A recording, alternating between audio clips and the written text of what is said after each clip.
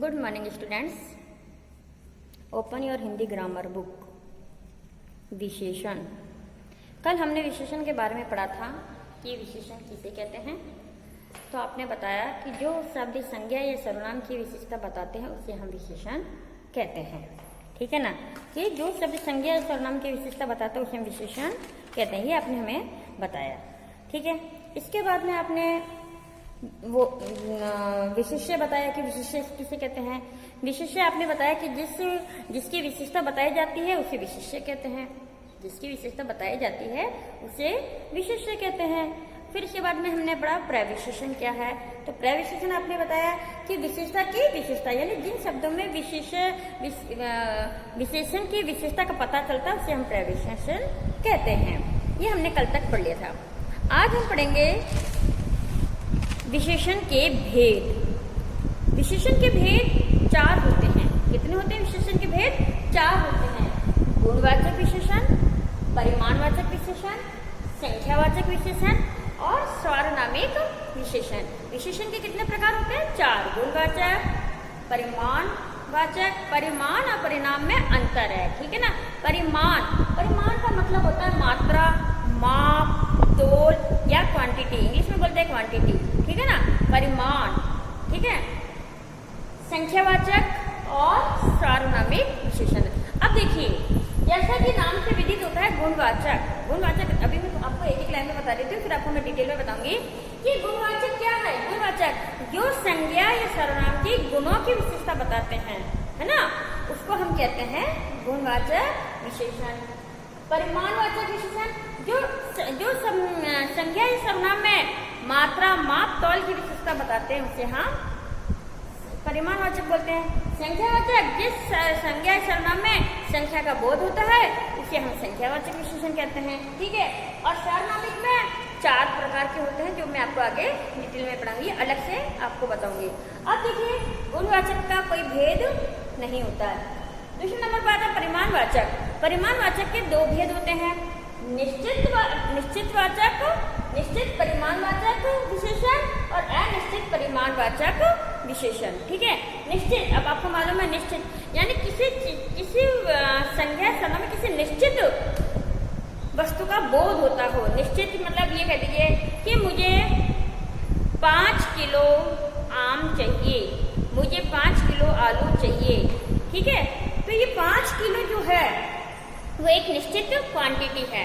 ठीक है। अनिश्चित में मुझे थोड़ा सा पानी ला दो या मुझे थोड़ा सा खाना ला दो। अब थोड़ा सा कितना सा होना चाहिए कोई हमें पता नहीं है, उसमें हमें मात्रा पता नहीं है, इसलिए ये निश्चित परिमाणवाचक क्या हो गया? विशेषण हो गया। संख्यावाचक के भी 2 भेद होते हैं, निश्चित संख्यावाचक विशेषण और अनिश्चित संख्यावाचक विशेषण।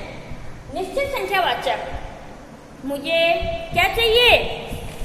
मुझे 4 घोड़े चाहिए, मुझे 4 घोड़े चाहिए। अब आप कहोगे कि मैम निश्चित संख्यावाचक ये भी है और निश्चित परिमाणवाचक संख्या ये भी है, इसमें भी 5 का आया है और इसमें भी 5 बोले हैं, तो अब आप गलत लिख देंगे। लेकिन देखिए एग्जाम्पल के अंदर थोड़ा सा डिफरेंट है। क्या डिफरेंट है? ये परिमाप यानी माप, तोल के अंदर आता है ना, और ये संख्या में आएगा। 5 घोड़े तो 5 घोड़े, एक लड़का तो एक ही लड़का है। एक लड़का बाजार जा रहा है, मैम एक लड़का बाजार जा रहा है, तो समझ लो वो एक लड़का क्या है? निश्चित संख्या है। वहाँ पे एक लड़के को हम मात्रा मिलीमीटर या इसमें नहीं तोलेंगे, तो यहाँ पे इसमें अंतर आता है। ठीक है। अभी मैं आपको डिटेल में बताऊंगी इसका। अनिश्चित संख्यावाचक, इसमें अनिश्चित है। पापा मार्केट से कुछ लेकर आए हैं, क्या लेकर आए पता नहीं है ना, और संख्या भी पता नहीं है। अभी आप मार्केट जाते हैं, बाजार जाते हैं, कुछ चीज वस्तु लेने के लिए जाते हैं कि भाई मुझे 2 किलो आलू दे दीजिए, 2 किलो मटर दे दीजिए, 2 किलो गोभी, या सॉरी 2 मिनट कि मुझे 2 वो दे दीजिए, 2 आप अंगूर लेने के लिए जाते हैं, तो आप गिन के लाते हैं कि मुझे 5 अंगूर देना, मुझे 6 अंगूर देना। उसमें अनिश्चित संख्या होती है, तो इसलिए वो आता है अनिश्चित संख्यावाचक विशेषण। ये मैंने आपको बताया विशेषण के भेद जिनके आपको मैंने एक चार्ट के द्वारा बताया। अब हम इसके डिटेल के बारे में पढ़ेंगे कि किस प्रकार से हम इसको पहचानेंगे और क्या इसके एग्जाम्पल होंगे। तो सबसे पहला आता है आपके गुणवाचक विशेषण। ठीक है, अब देखिए गुणवाचक विशेषण में क्या होता है। जैसा कि अभी आपको मैंने बताया है कि जो संज्ञा सर्वनाम के गुणों की विशेषता बताता है इसे हम क्या कहते हैं, गुणवाचक विशेषण कहते हैं। लेकिन अब मैं आपको इसको डिटेल में बताती हूँ। ठीक है, तो देखिए अब आप गुणवाचक विशेषण, ठीक है, जो संज्ञा या सर्वनाम, जो संज्ञा या सर्वनाम के गुणों की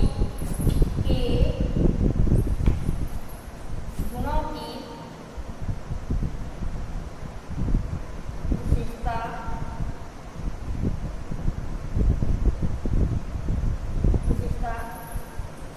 को प्रकट करता है,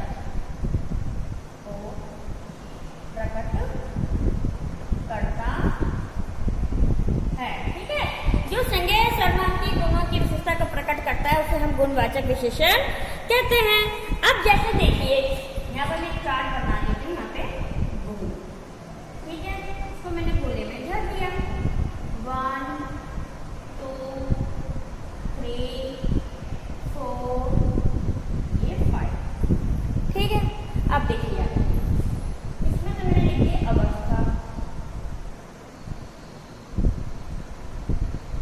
ठीक है, इधर मैंने लिख दिया स्वभाव,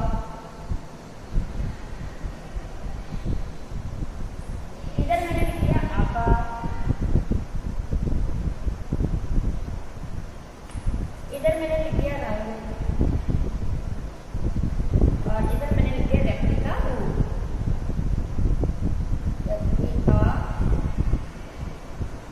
रूप, ठीक है ना।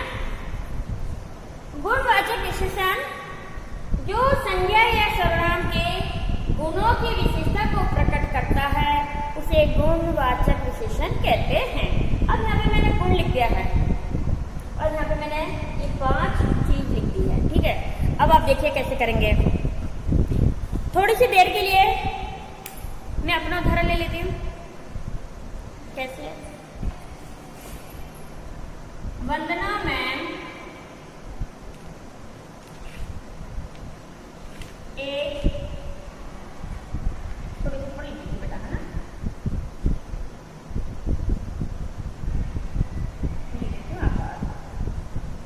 वंदना मैम एक ईमानदार महिला है।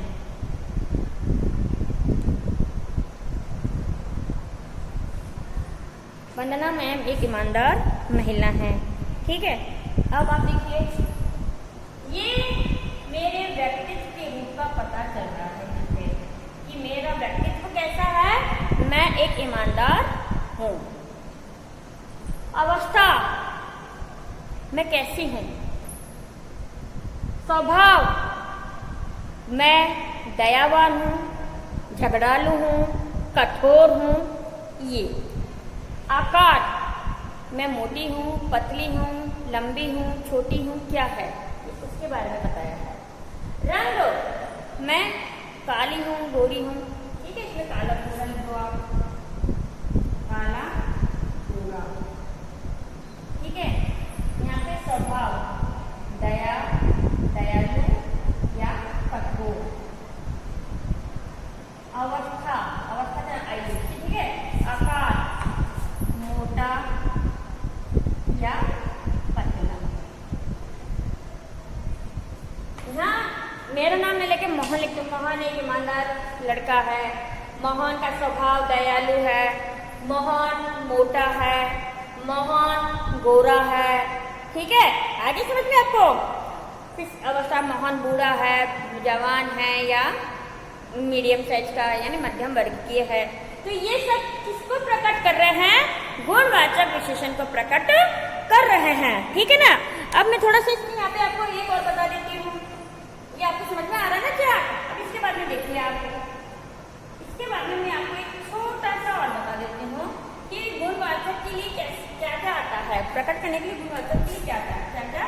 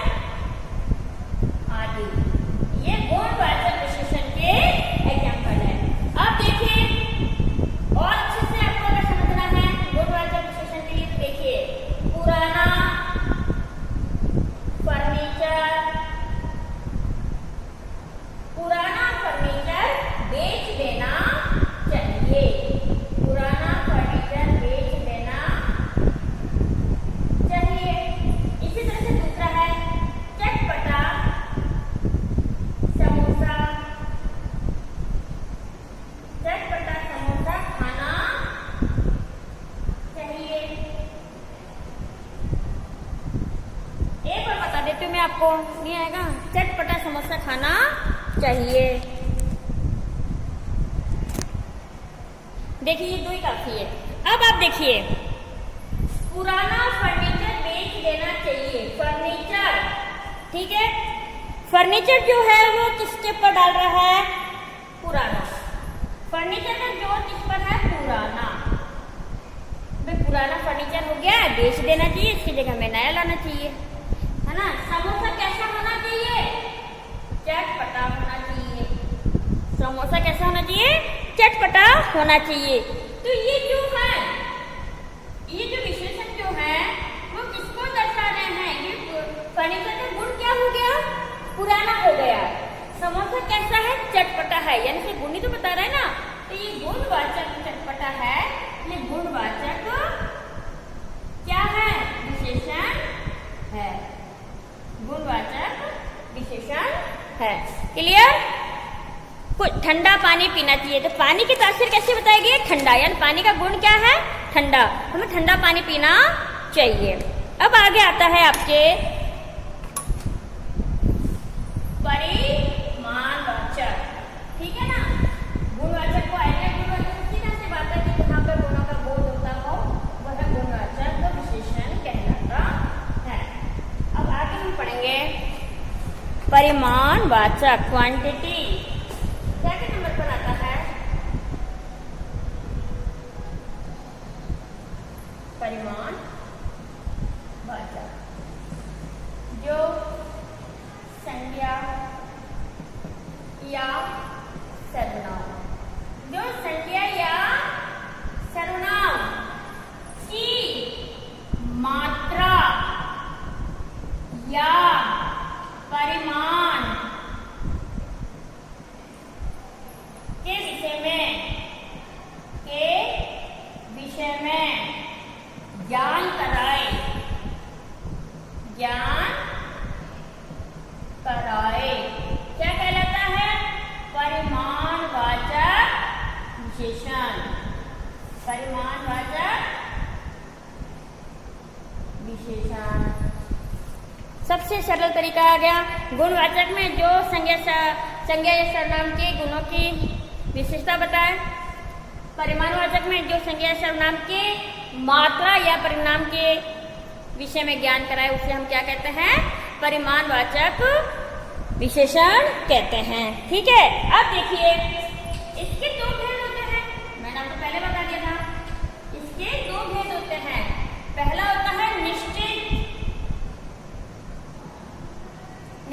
परिमाण वाचक, ठीक है। और दूसरा होता है आपके अनिश्चित परिमाण। परिमाण नाम बहुत जरूरी है। परिमाण वाचक विशेषण। अब देखिए आप इसके अंदर जो जिसमें किसी वस्तु होते ना, माप या तौल या मात्रा, ठीक है ना, क्वांटिटी के बारे में हमें बताना होता है। क्योंकि परिमाणवाचक जो संज्ञा सर्वनाम की मात्रा या परिमाण के बारे में हमें ज्ञान कराए वो संख्यावाचक विशेषण कहलाता है। इसके 2 भेद होते हैं, निश्चित और अनिश्चित। अब निश्चित में और अनिश्चित में क्या अंतर है? देखिए पहला 5 किलो चावल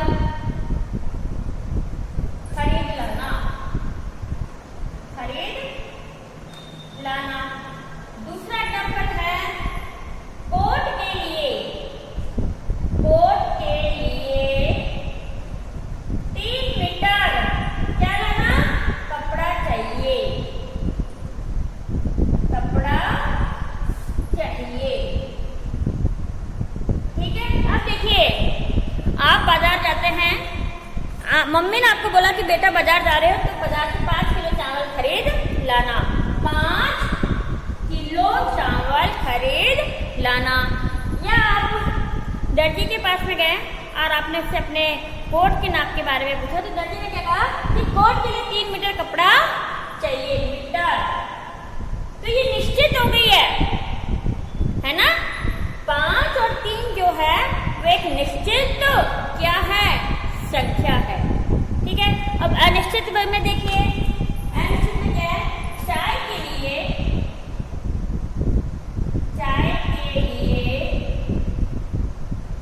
थोड़ी चीनी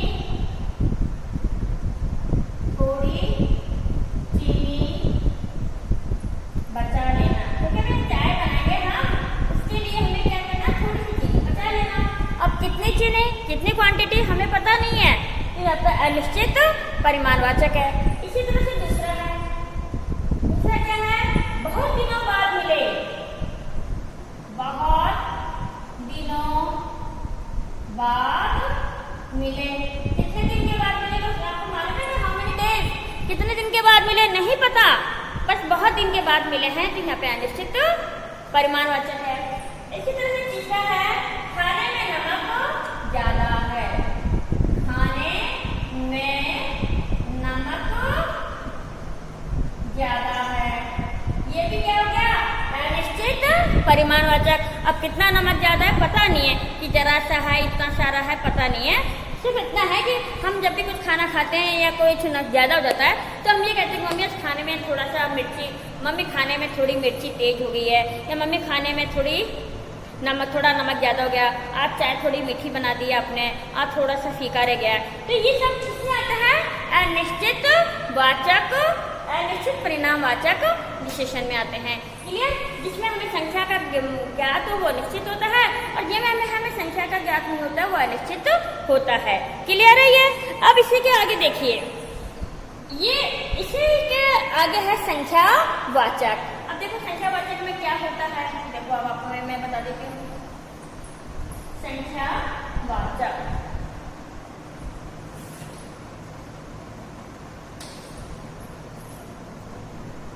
संख्यावाचक विशेषण, संख्यावाचक नाम से मालूम पड़ गया आपको कि जो संज्ञा या सर्वनाम की संख्या का बोध कराए, जो संज्ञा या सर्वनाम की संख्या का बोध कराए, हम क्या कहते हैं, संख्यावाचक विशेषण कहते हैं। ठीक है, अब इसके भी दो भेद देते हैं। अब जैसे लिखते हैं पहले, जैसे ध्यान से सुनना इस चीज में, 4 घोड़े, ठीक है, 30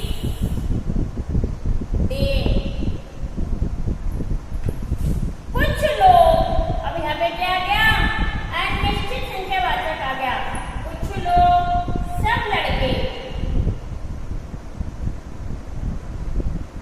ये जो है वो अनिश्चित आ गया है, यहाँ पे अनिश्चित संख्यावाचक आ गया। देखो मुझे 4 घोड़े चाहिए, सिर्फ 4 ही चाहिए, ना 3 चाहिए ना 4, मुझे 4 की संख्यावाचक है। 30 दिन, मैं आपसे वादा करता हूँ कि मैं 30 दिन के अंदर ये कार्य कर दूंगा, यानी संख्यावाचक हो गया। कुछ लोग बाहर, कुछ लोग खड़े हैं, अब कितने लोग खड़े हैं हमें पता नहीं है, लेकिन कुछ लोग खड़े हैं। सब लड़के पिकनिक पे गए, या सारे लड़के पिकनिक पर गए।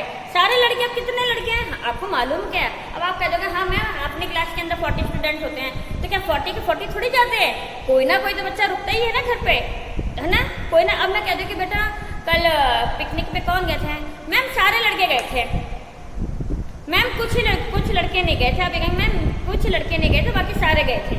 तो कुछ और सारे निश्चित संख्यावाचक को दर्शाते हैं। ठीक है, अब देखिए निश्चित संख्यावाचक में, अब देखो एक चीज और बता देती हूँ मैं आपको, रुको, हाँ अब देखिए आप निश्चित संख्यावाची, सबसे पहले हम पढ़ेंगे निश्चित संख्यावाची विशेषण। ठीक है, निश्चित संख्यावाची में जिस संज्ञा सर्वनाम में निश्चित संख्या का बोध होता है उसे हम निश्चित संख्यावाची विशेषण कहते हैं।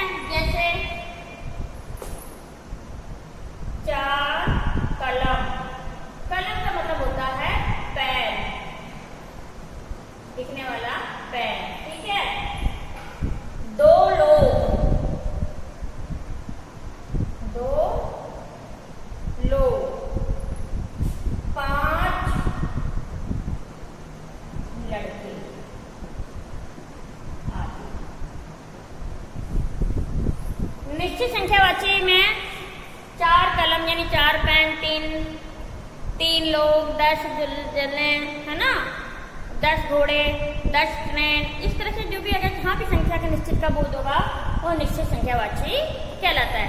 अब निश्चित संख्यावाची के भी क्या होते हैं, भेद होते हैं। निश्चित संख्यावाची के भी क्या होते हैं, भेद होते हैं। सबसे पहला भेद पढ़ेंगे हम पूर्ण बोधक, पूर्ण संख्या बोधक, पूर्ण संख्या बोधक। पूर्ण संख्या बोधक का मतलब होता है 2, 4, 6, 8, 50, 24, 28, ये पूर्ण संख्यावाची में आती है ना। 1 kilo, 2 kilo, 3 kilo, 5 kilo, 10 kilo, है ना, 2 मीटर, 4 मीटर, 6 मीटर, 8 मीटर, ये सब क्या पूर्ण उसमें आती है, पूर्ण संख्यावाची में आती है। ठीक है, तो पूर्ण संख्यावाची बोलने क्या है, जिन शब्दों से